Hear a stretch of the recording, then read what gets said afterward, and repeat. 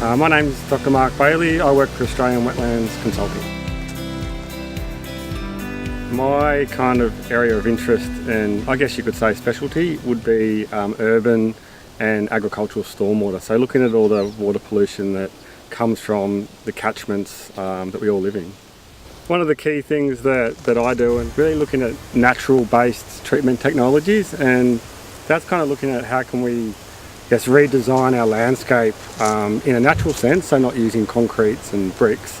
How can we use plants and soil and rocks to facilitate kind of natural treatment processes that are occurring all around us, but maybe they have been lost through development, be it urban or agricultural development, and trying to kind of fit those back into the landscape. I've got a really strong affinity with wetlands. Essentially they are a really shallow dam that's dominated by lots of vegetation, and water flows through there, and all the birds and the animals and the microbes, or the little microscopic animals, actually do a really good job at treating the water, be it from an urban situation or agricultural setting, and there's many situations where constructed wetlands are used to treat our municipal wastewater, so all our wastewater that are sourced from cities. A really exciting emerging technology is what we call a bioreactor, and that's essentially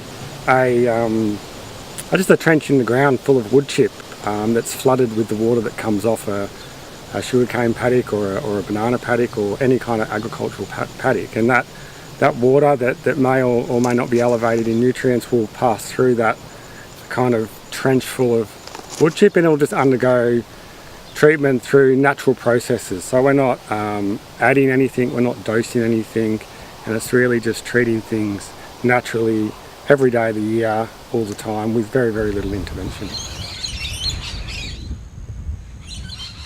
The Wet Tropics MIPS project, so the Wet Tropic Major Integrated Project, it gets a bit of a mouthful. That's quite an amazing project which really has been driven by the community to attempt to fix the water quality issue that many places have in the wet tropics. So fundamentally the community have come up with a plan and a project. Rather than being prescribed to from government, the community have gone, this is what we want to do as a community and this is how we are going to implement it. In the last 2 to 3 years there just seems to be this kind of groundswell and push and interest and excitement around how these technologies can be applied, especially in the agricultural sector. You know, they are relatively cheap to build. People do understand them. We don't have to have pumps and valves and power and highly trained engineers there to work them.